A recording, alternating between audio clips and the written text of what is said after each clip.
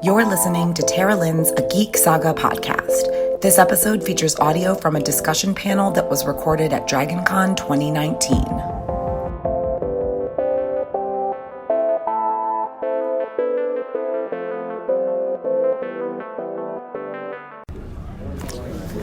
Okay, guys, it's like just about 8:30, so thank you for coming out to the first ever, I guess, Red Dead panel at DragonCon. Granted, this is the first time we've had a game, like a new game since, 2010, but yeah, so my name is Tara. I am an author and a webcaster / podcaster, and I play a lot of video games, but I do tend to get sucked into one video game at a time, and for the past, almost year, it has been Red Dead Redemption 2, just like back in basically from 2010 to like 2013 until GTA 5 came out. It was the first Red Dead for me.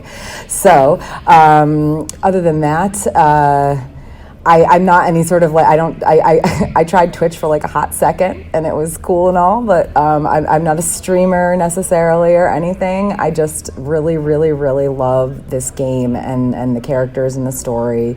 So yeah, that's me. And this is, Hello, I'm Dean Newberry. First of all, have you found your friend Gavin yet? No, has anybody seen my mate Gavin, by the way? I've been looking for him for days, like the entire DragonCon. I'm not good with a British accent, I'm not, sorry. But, yeah, no, I've not found Gavin. I don't have the geek credentials she does. I'm an avid player. We posse together, and we met Tim here. He organized the photo shoot this weekend, and so we've been doing this, and we hope to give you a fun panel. We got some. If this renders, this is going to be a lot of fun, actually. Yeah. It's been a lot of last minute preparation because we had to kind of like pool some resources this weekend, but. And the way I usually run panels, this might be my first Red Dead panel / video gaming track panel, but I've been doing panels at DragonCon since 2012. So we'll get things started by chatting about a few things, hopefully show you a video or two in a little bit. But generally, like, I want to hear from you guys, so like if you have something to say, please just raise your hand, as long as you're not interrupting anybody else, that's yeah, I want to hear from you. This is meant to be a fan panel. Please contribute. This is definitely not. We are not rock stars, so we don't have any. We don't know anything about the summer update. It's painful, right? I was really hoping it would drop because it would give us something very interesting to talk about this weekend. Yeah. Seriously, I mean, and it's almost September. Literally, like in less than 2 days, it is September, and we still don't have our summer update. So that's real interesting. Hey, we remember you guys from earlier. Okay, so I want to start by talking about the story mode. Actually, I do play way more online now than I do story mode, but at the same time, story mode is what made me fall in love with this game and even give two craps about playing it online, to be honest. So, there's a lot of things we could talk about with like general gameplay and the story itself and Easter eggs and little funny things and theories and mysteries that I'm pretty sure still haven't been solved. I know one thing I wanted to say is please tell me I'm not the only one who like mistakenly killed someone or punched their horse over and over again.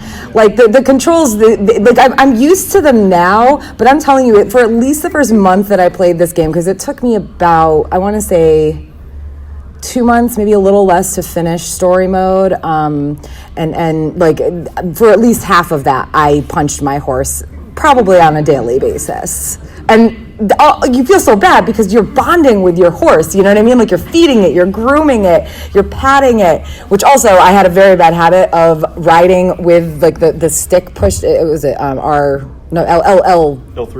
Yeah, pushed in to just constantly praise my horse as if that would somehow make it better than it was. Because I'm pretty sure like once you reach that level 4, that's all you've got. But I just really liked praising my horse, y'all. So see, now punching your horse is one thing. I'm trying to get on the horse, and I'm constantly grabbing some pedestrian nearby instead and throttling them. And then I'm like, oh, and I release, but now I have a wanted level, and every cop in Saint Denis is chasing me, and I'm like, this is... Yeah, that's... Yeah. But that's like impossible in Saint Denis, man. Yeah. You get in trouble in Saint Denis, you're never getting out of there. It's horrible. Killing your witnesses means killing the entire town. Yeah, exactly. There's an endless supply of cops in Saint Denis, so wow. But also, you know, there were definitely some issues with I think the game controls where they didn't necessarily make the best decisions in certain things, but so much of this game was just really beautiful. I mean, the scenery, the graphics, like. I actually went back and started playing the original Red Dead, and I mean, I remember in 2010 that game was just, I mean, I was blown away by it, and now it's like, it's still, you know, very, very good for its time, but this game, I mean, the number of screenshots I took of this game, I'm pretty sure my PS4 is going to kick the bucket like any day now just from the amount of screenshots I've saved of just the scenery, the sky, you know, the night sky with like the galaxies and the stars and everything. It was just absolutely gorgeous.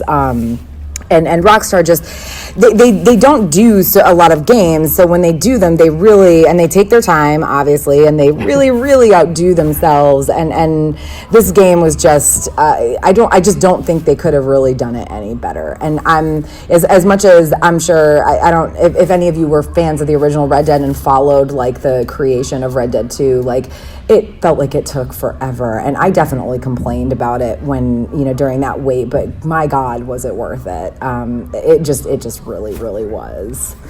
What do you, I mean, obviously we were Arthur, but I mean, how did you feel connected to Arthur? What spoke to you about the character and his story and everything he went through? Well, I guess like my thing with Arthur, and we actually I watched a couple of recap videos just because, again, it's been a while since I played story mode, like really got in and played. It's been several months. I started a 100% completion thing and then just got too into online and kind of abandoned it. But I mean, one of the things that I actually didn't even know, because I never got this, was there's like the sort of like cut scene dream sequence things with the deer. You guys know the deer, right? Apparently there's wolf ones too, and I had no idea that existed. And what it is if you play like mostly honorable, you're just going to always get the deer. But if at some point or another, or for the entire game, you're playing dishonorable, like on that level, you'll get the wolf cut sequence. I had no idea that even existed, because I literally, I was like, I've never seen that wolf before. Like, I didn't think I played this game that honorably, but I guess I did. And I think that kind of speaks to the idea that, you know, you as Arthur, no matter what, you're going to do dishonorable things, but there's apparently there is a level where you're still just honorable enough. Like, you're having to do crappy things, but maybe it's just how quickly you evolve into the sort of better Arthur that we have by the end of the game. Well, has anyone not actually made it to the end yet? Yeah, has anybody not made it to the end of the game? It's impossible. We don't speak about spoilers, probably. Well. Wait, I can do this. There are multiple endings, and those endings, even right up to the end, even if you have a bad honorable level, you can still affect the outcome and get a different ending depending on your choices you make at the very end. Which I think is what's really great about it is you're not. I mean, most games you just ride a rail. You know, like they set you on a path. You have to go here, you have to go there. And even with the open world concept, we're still very much stuck on that rail. And even in this game to a degree. But by the end, though, gosh, how do I not talk about spoilers? Well, the last chapter, like, it's multiplied. So, like, if you're right. the worst of the worst in the last chapter, if you help somebody, it will basically crank your honorable level up to like halfway. Right. And if you do a second good thing, you're like a saint. Right. And there's very much exactly what you're saying. There's a very clear-cut point towards the end where you make a very important decision, and it changes several things, even beyond the gosh, there's an epilogue, okay? There's stuff that happens after the end, okay? And you guys are killing me. I mean, there's going to be some minor spoilers. I'm not going to lie. Like, I'm gonna try my best not to do the major spoilers. But also, I think have you played Red Dead, the first Red Dead? No, but isn't Red Dead It's John Marston's story. It's after. Yeah, the original Red Dead takes place in like 1910, I believe, 1911 maybe, and it's John Marston's story. And Morgan dies anyway, so. Okay, yeah, like listen, like, what the hell? But I mean, like, but that's the thing. Like, if you play the original Red Dead, you know some things that are going to happen. And I apologize, like that. I don't know why we're so like. I feel like I'm boxed in here and I can't see half of you. I hate that. But so yeah. I mean, in terms of just general like gameplay and the beauty of the game itself, they just really outdid themselves. And the story as a whole, the whole honorable versus dishonorable thing, but also there's like a lot of little like fun things. Like, I mean, as a Red Dead fan, like, and you can go up to any other Red Dead fan and say something like those damn O'Driscolls. You know what I mean? Right? Or talk about having a plan, or going to Tahiti. Hey. I have a plan. You get that goddamn fan.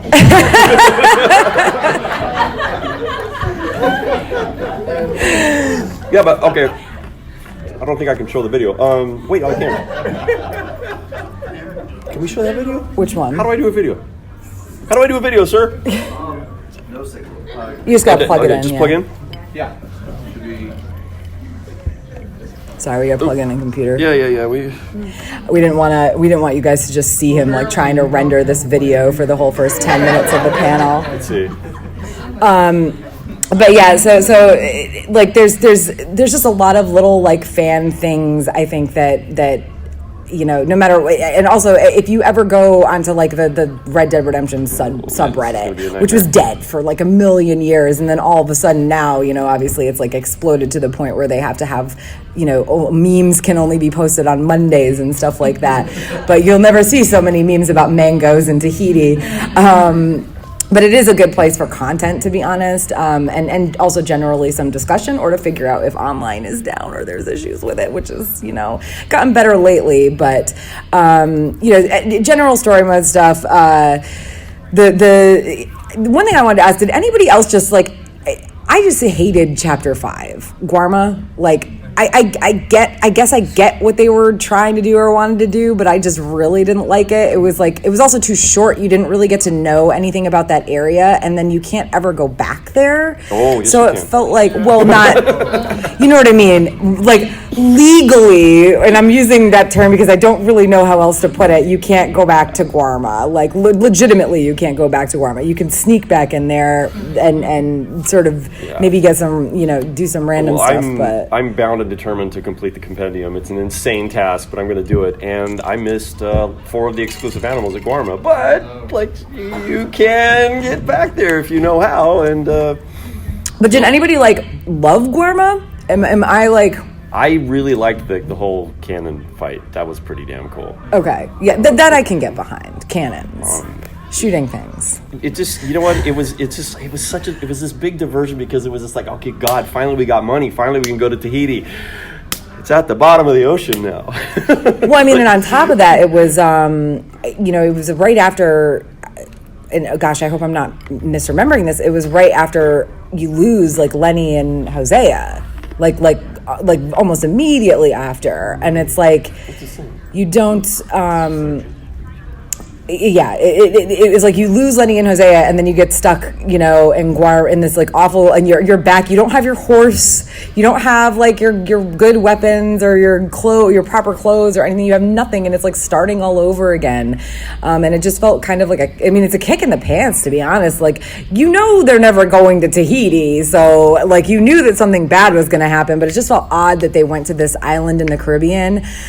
And I say that now, but also like, there's been some rumors that the DLC might involve a Guarma expansion with like another Caribbean island. Like basically Guarma itself, the landmass of it is like much bigger than what we actually see in game.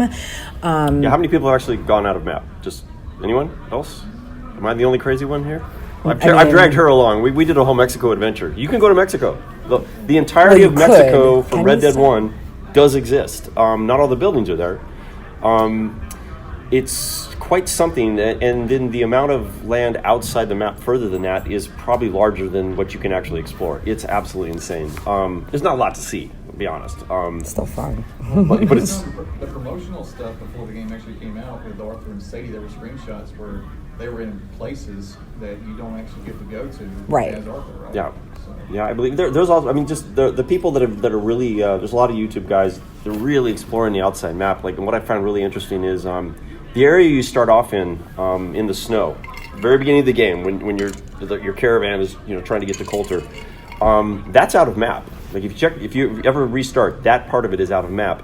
And there's there's all of these trails and rivers, and there's an avalanche and there's additional. Oh my God! Like glacial areas, and the sound effects and everything is intact, and there's no way to get there legally, or I don't want to say legally, but I use the term legally. It's not the right word. I have no idea. People refer to that as Canada, or maybe it's Montana. I don't know, but it's really fascinating just how much beautiful work, and it's not the procedural stuff. It's not like they didn't type in "make a desert." Like somebody had to go in and carve these glaciers out, and they had to make an avalanche, like beautiful, beautiful stuff that I hope we get to there's a reason to go there beyond just because it's fun to jump out of the map and see what's out there. But and the reason I bring up the rumors about the DLC is there was a game that was like. There was something that was released in Australia. They were trying to get it released in Australia, and it's a Rockstar thing, and the rating was too high. Australia was no, and everybody it was basically a cowboy game, but in some Caribbean island. Bonaire, yeah, and so they assumed it was. Everybody's assuming it's like the Red Dead DLC, which. Hopefully, soon, but also it's been less than a year since the game itself was released, and we also, as much as it sucks, sometimes do have online and everything. So, but going back to just general story stuff to kind of wrap this up and then move on to hopefully some more discussion with you guys. The only thing I really wanted, Dutch's descent into madness, by the way, was so beautifully done. It's as you see Arthur become a better person,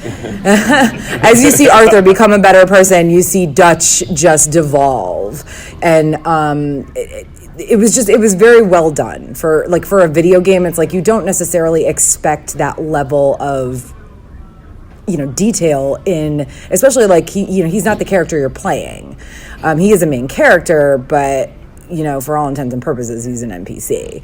So the fact that they put that level of detail into his story too is just so amazing. But beyond that, one thing I have to ask, did anybody else, am I the only crazy person who used the same horse for the entire game? You did too. Thank you. I mean, listen, your horse dies sometimes, you revive it, right? I used the same, I had that little Palomino Morgan. I had that the entire game. And so you get to the end and I'm sorry, but spoiler alert, the horse dies. And I guess if maybe if I'd switched horses several times or wasn't riding my main horse at that point, I would have been okay. But I mean, I legitimately had to pause the game and cry for 20 minutes. It was like losing a family member or something. But see, I think maybe not the horse, but I think what's really amazing and powerful of the whole experience, I mean, going right back to Red Dead 1, because you fall in love with John. And then when you get to Red Dead 2, it's Arthur's story, but by the end, you're kind of seeing that it is sort of still John's story, because we're seeing why is there a redemption for John? Because of Arthur.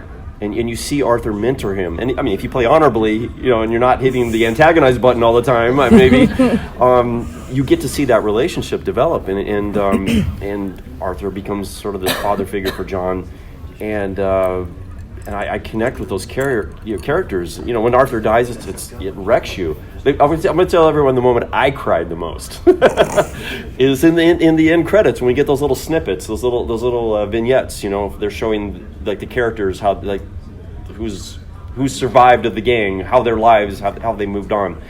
But there's this one moment I couldn't believe, because once you get to Beecher's Hope, I was riding around exploring, looking at everything, and I was kind of, there's the hillside up behind with the tree. Okay, everybody knows what I'm referring to. And I rode up there just wondering if they wouldn't acknowledge what that spot was, and no, they did it in the end credits instead. Oh, do we got it? They're working on it. It's trying. Jack buried his parents on the spot they got married. That was it.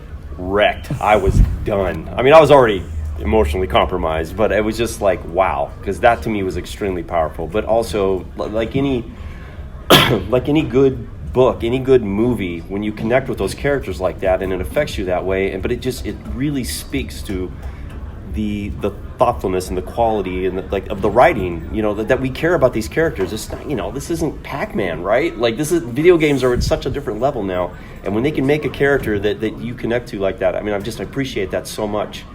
And on top of that, they just created this beautiful world for us to run around in and do the things. And it's just such a.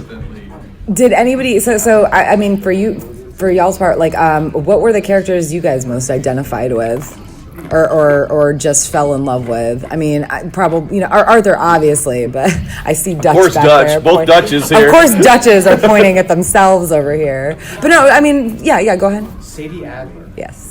That was, I love just the whole continuity, like the relationship with her and Arthur had just sort of like that older sibling, younger sibling. Thank you. Trying to go on, and just sort of that mutual respect between the two of them. The fact that it's the two of them riding off to save, Jack at the end. It's those two making the good decision, like, we have to get our person back. Everyone else runs with the money, but those two just look at each other and they're like, yeah, we're doing this. Which is why it pissed me off in the epilogue that we were following John around, building his house, and not bounty hunting with Sadie Adler. Yeah, that's house building that's song. That's a rumored DLC too, though. A lot of people want Charles also. Yeah. Oh, yeah. And that's what I love about the relationship too. Is towards the end of the game they have a conversation. How's that about look? How, like, Will I get sound through it too? Being compromised because of the circumstances. Let's see here. So they feel hopeless to try to get through these really difficult situations and identify that within each other. I'm hitting play. Just like really supportive way. Yeah, and I mean, like, also with Sadie, it's like you meet her and she seems like she's kind of like this helpless, she not helpless, but she was. Change the settings. She was. She was a wife and a farmer's wife, and then her husband gets killed, and she goes through this like horrid, just everything about that whole situation was horrid, and she's just angry, and she doesn't really know things, like she doesn't necessarily know what she's doing or how to do anything, and the first mission that she goes on with Arthur, he's like, calm down, girl, and it's like maddening a little bit, because you're like, no, I want her to like be angry and get her revenge, but she still is that person for a lot, like honestly for a lot longer than I expected. She kind of holds on to that anger and that need for revenge until they finally have the whole O'Driscoll thing in Saint Denis, and then but then after that, and the gang splits up and everything, and she goes off and she becomes this badass bounty hunter, like doing her own thing, like, and obviously comes back and does some work with John and everything like that, and it was amazing to see her again. It was great to also see that like relationship with her and John, but yeah, you miss that. I'm sorry. Yeah, but you miss that. You do miss that, like that kind of big brother, little sister thing that her and Arthur had going. Like we were at MomoCon, and someone in one of the panels was asking about, well, don't you think Sadie and Arthur, like that was a thing? And everybody's like, wait, who is asking this and why? No, ew, like that was. it was absolutely like friendship, you know, or like a mentor, you know, like situation from the beginning. And I love that she was her own character and not somebody's. You know, there really wasn't other than Abigail. Not necessarily her protector either, which was like cool. All right. Yeah. I think I can do Yeah, it this. was just it was good. Yeah, and honestly, other than Abigail being, you know, John's wife, like there's no, especially for a game set in that time period and everything, the lack of like any sort of like love story. You know, you've got Arthur and Mary, but like that's a side thing, and you know nothing is ever going to come of it. But like, you know, she's still her own person, I guess. But any of the women that you really spend a lot of time with in the gang and everything, like they like what is her name? Mary. Molly's the Irish girl. Oh my gosh, It's Mary. Mary Beth. They all have their own like their own jobs, and they do their own things, and they like help keep the camp running, the gang running, just as much as the men do. And it was just a very I'll just leave this up. very so you good. often wonder what the heck I'm about to show you. Yeah, I was gonna say. Well, so story mode. I do want to talk, you know, some about online stuff, and that's what this video is about generally. Did you guys want to go?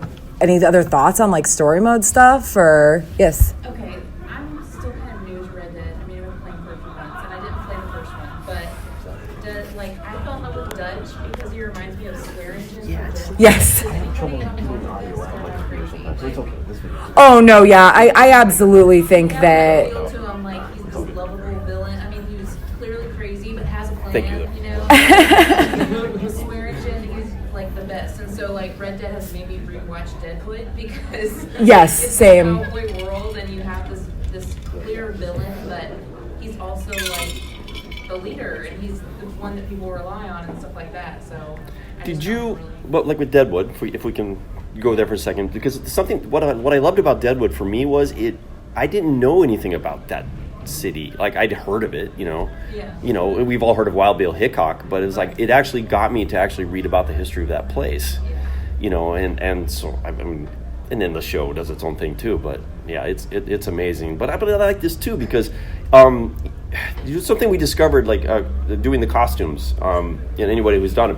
I did Marston, and he's got like the Levi jacket that's got the cut off sleeves, right? And I had it basically done, and I put my gun belt on. I was trying everything out, and the jacket was covering the belt, and I was like, that's not practical. That's not how it looks in the game. And so I went back in the game, and I realized, you know, every Levi jacket has about a 2.5-inch border around it. They thought about that, and they cut it off on the model in the game, and you could see like there'd be a button at the bottom. But no, the only button is up here because the border's gone. And I'm just like, I gotta believe they probably did all the wardrobe for all the characters so they could actually work out those little problems. The back of John's pants, I don't know if anybody's noticed, but his regular pants, they split the back of the pants so it could accommodate the spurs. And like, that's probably something that happened because they put somebody in the clothes. And like, it's like, Rockstar blows me away. Like, that's mind blowing. Or things like, if we get graphical, anybody notice like if you're walking around and there's light behind you and you can see light coming through your ears because that's what happened. That, you know, your ears are kind of thin, right? I was like, that just blows me away. Like filtering through the trees and Right. stuff like that. Yeah, it's. Well, I mean, and I'm a costume level stuff though. I mean, then there's also like the weird front holster that Arthur has where it's like awkward. Tim, can you demonstrate this, please? Like nobody needs that. Go ahead, show us a quick, yeah. But I mean, the worst part is like that's not even as bad as the original game where John Marston had like a floating back holster where he could like just draw a double barrel shotgun or whatever, or sawed-off shotgun out of his back holster, like no problem. Like and there was no, it wasn't like rounded, like, you know, like a regular holster. It wasn't entirely enclosed. It was like a taco. U shape. So yeah, try costuming that. On the spurs, did John have cuff savers on his spurs? Because I realized that when researching, the Dutch's spurs actually have cuff savers, which aren't on all spurs. I'm not sure what that even is. If you didn't have cuff savers, that actually would be that the rowel could destroy the back of your As far as I mean, I don't know a lot about spurs, so Yeah. but You have my heel killing me right now. This little hook up there, that's the cuff saver. So the cuff of your trousers hangs there and doesn't get in your round. Oh, interesting. If it doesn't have that bit there, it's going to I feel like John Marston absolutely would not have cuff savers on his sweaters, okay? That's what I'm He's not a very smart man. He can't draw very well. His handwriting is atrocious, and he can't swim. Yes, yes. I was just thinking about the journal. Yeah. And how I think that the journal was for me, because I'm a writer and an artist, it's like, and a designer, it's like, I was not really, because when he started playing it, he played the first one, and I couldn't, I was like, oh, it's cowboys. My dad used to watch all these cowboy movies when I was growing up. I got so sick of cowboys, and I was like, I'm looking at this man, and I'm like, he's an artist. He's writing his thoughts. You learn about him through this journal. It was so unique. I had not seen anything like that ever. Yeah. I mean, I will say, like, back in the day of Oregon Trail 2 on the computer, you had a journal on that, and you could actually like write your. Yeah, I know, but this is completely different. I mean, I'll be completely honest. Like, it's the journal thing. I feel like personally, I did not utilize it enough because I definitely didn't like. I didn't have as big of a connection with it as like so many people definitely do. I mean, it's another thing you see a lot of like content online about is people, whether it's just joking like about John's entries versus Arthur's, or just like sharing the their cool journal entry that that they made as Arthur that day or whatever. Like it's just such a, it's not necessary, but it just gives you that extra oomph with the character. So Well, I Clients, it's like they love it. They love that. And Yeah. Well, I mean, I'm very much a completionist, so I have tried to find all the spots where you can do the inspect the thing, and then John or Arthur draws and writes it, and yeah, the differences are startling. But this is actually really interesting, though. Just this last week, one of they're creating mods for Red Dead 2 right now somehow, using the PlayStation. It's actually ridiculous. I don't understand this at all, but they're doing it. But they're able to get Arthur into the epilogue. And what's really interesting about this, though, you talk about the journal. If they use Arthur to inspect something in in New Austin, which we are never supposed to be able to go to, it's his style of writing and his art, which implies that maybe Rockstar always did mean Arthur to go there. Yeah. Because I did the dinosaur quest. I broke into New Austin and I did the whole dinosaur bone quest, and it's interesting they had all that content there. They had the whole scene made out. So Yeah. It must have been something that they were intending to do and they decided not to. But they also found, the same person found, they took Arthur, there's the circus wagon with the fortune teller in it. Has everybody seen that? Arthur gets different fortunes. And he's never supposed to ever be there. Like, it's just really kind of amazing. It makes me wonder how much other content is just stored in the game, wasting space on our PlayStations, but maybe we can find out. I know everybody complained about like when the game first came out, like, oh my God, this is such a big download. Like, why do I have to do this? I mean, to be fair, like, I don't think it took as long, for everybody as they, were worried. Like you first put it in and it says it's going to take like 5 hours, and it ended up taking like maybe 1. But yeah. So other than that, like, any other thoughts on like story mode stuff? Like, or do you guys? Spidey? Yes, Spidey back here. I like how when you choose to donate money to the church that's being built, and you come back in as John, and you'll see a plaque of Arthur's name. Yes. And you have to get Yeah, I like that you sort of get this, like things like that, or you meet up with the other characters and you have these little conversations about Arthur or the people that you helped or didn't help, depending on how you played the things. There's the Civil War veteran that's missing a leg. If you helped him, he has a lot of good things to say about Arthur, and I think it's really wonderful that. And I think that's also part of the continuing with John's story is he's finding out who Arthur was, the things he never got to see. And something he's realized there's people that Arthur had affected and their lives had been improved because hopefully if you played that way. Well, I mean, and there's also, I mean, there's also a lot of little, like, other little things that are just kind of there for fun, I think. Like, has everybody seen, like, the Hobbit house?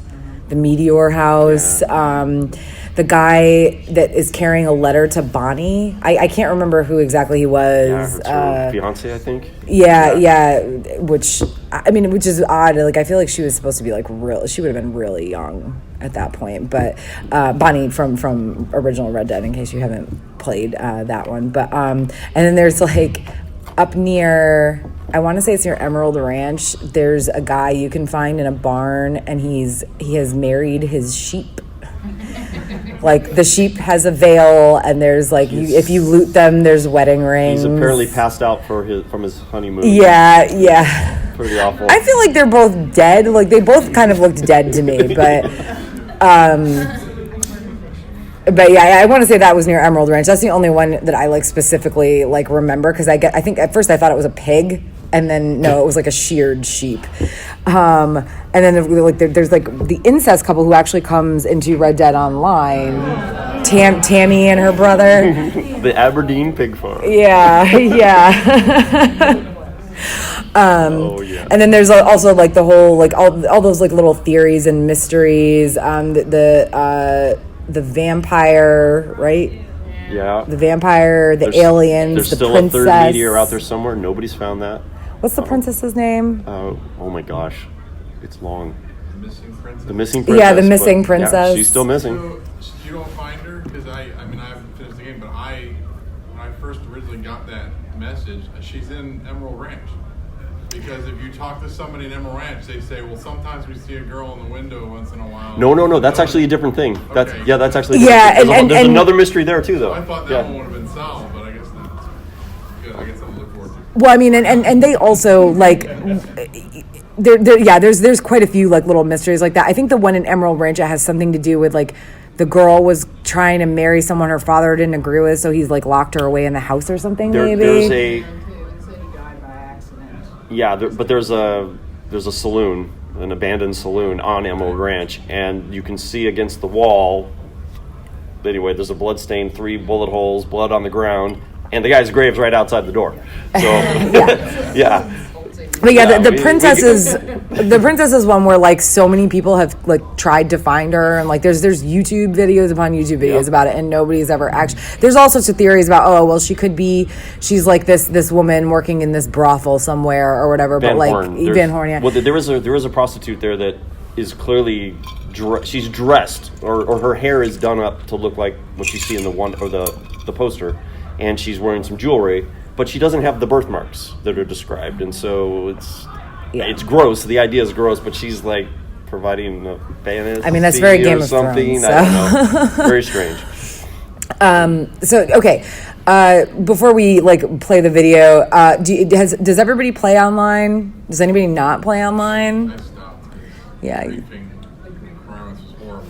That has gotten a lot better. Yeah, it actually has. Yeah, they changed. And if you haven't played in a while, you're right. It was terrible for a while, but they changed it now. Where I'm fairly certain that like they place you in server. Like if your hostility level is like continuously low, I think they place you in servers with other players who are. Because like I go on daily and I'll look through like the players on my server. Usually to see if like my friends are on there or whatever, and like everybody's blue, which is defensive, and also you can mark yourself as you can mark yourself as defensive, and you'll get shoved into offensive if you attack somebody or if you go into a mission that involves like attacking NPCs or whatever. So like it's been a while since I still get once in a while I'll still get griefed, but like. It's been a while since I felt like it was really problematic. Well, the defensive thing is great too because it makes it so they can't lock on you. Yeah. So they've got to actually free aim, which is super hard on a PlayStation, and you can't lock on them. That's the only thing I don't like. If you do get attacked, like if they do hit you, you don't get your lock on back and stay defensive, which I think is really wrong. I should be able to fight back, but I beta tested online, so I was one of the original downloaders. And I recommended because they were looking for feedback.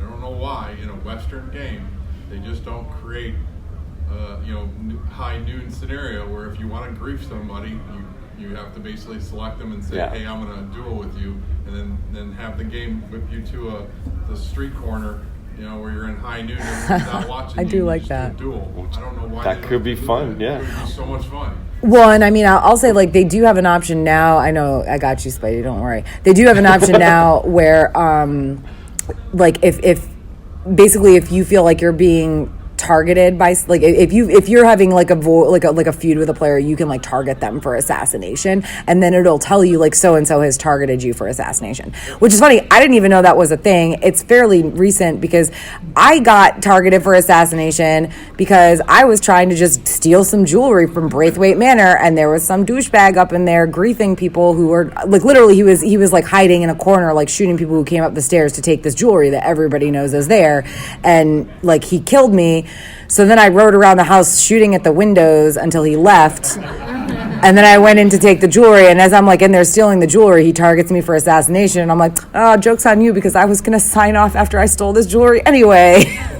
Yes, Spidey. Did they fix the cost of the weapons and everything? Or do you still have to grind a lot? I mean, they're not cheap. They're definitely expensive. I mean, you got $150 hats. I mean, which is a lot in the game. $150 is a lot. It's well, yeah. The pricing is still like. I mean, I was looking at a sniper. There was like one day where you had to have a snipe. One of the dailies was you had to snipe a bird out of the sky. Like you had to use a sniping rifle, and like there's like 2 sniping rifles, and they're both $500 something, which is not cheap. At all, especially if you don't like cheat the game and glitch money all the time.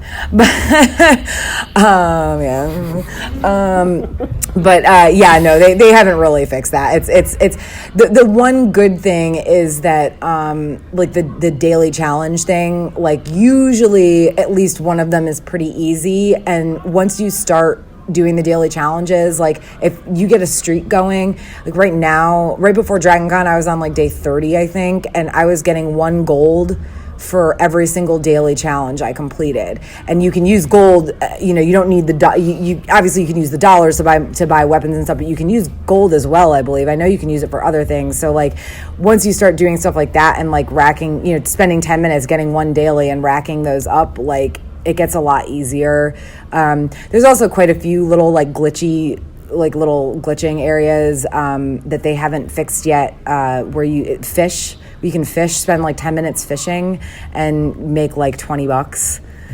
And it doesn't sound like a lot, but honestly, like at this point in game, I have over $11,000, and like other than one crazy cougar glitch that we did, where you take and replace a perfect cougar pelt or perfect cougar carcass off your horse a million times to like make a bunch of money. In 24 hours. Like we don't have the update, but Rockstar fixed the cougar glitch in 24 hours. But yeah, like other than the big glitches like that they fix immediately, like there's a lot of little fishing areas. There's one in LeGras and one at Ringneck Creek where you can make money like. And it's not just a once a day thing. You can literally go back and back. Go there, gather $20 or $30 worth of fish, go sell them in Rhodes or Saint Denis, and then go back and honestly, like one of my friends was like, "Oh God, this is so boring," and I was like, I mean, I thought it was at first too, but then I just started doing it every day, and now it's kind of like a fun thing that I do every day. It's. So I mean, that's it. Yes, it's still grindy. I guess that really doesn't answer. No, yeah, there's little ways that you can like cheat the system kind of a tiny bit, but like the money, I don't think they're ever going to fix the money system, because honestly, that's where they make their money right now. Like they didn't make their money off of selling copies of like physical or downloaded copies of the game. They're making it off online, and honestly, like. Until they do this, once they do this summer update, that's going to be real rough, because I have a bad feeling that the things that they're giving us, like the ability to purchase wagons and stuff like that, I have a bad feeling those are going to be like really expensive. Yeah. Well, thank you guys so much for coming. Seriously, this was great. Yeah. Again, like please feel free to follow me, message me if you want to ever talk Red Dead. I am always looking for people to talk to. about it because I love this game. Like I do a lot of like Game of Thrones, Song of Ice and Fire stuff, and I was like way more excited about wearing my Sadie Adler cosplay today and like doing this panel than I am about the rest of the weekend. So I mean, shoot, I'm dressed as Nigel. Okay, like thank you so much. Isn't this great? And have a great Dragon Con, you guys. Yes. Thank you for listening to Tara Lynn's A Geek Saga podcast. If you like what you heard, please check out my website, ageeksaga.com, or consider supporting me on Patreon at patreon.com/ageeksaga.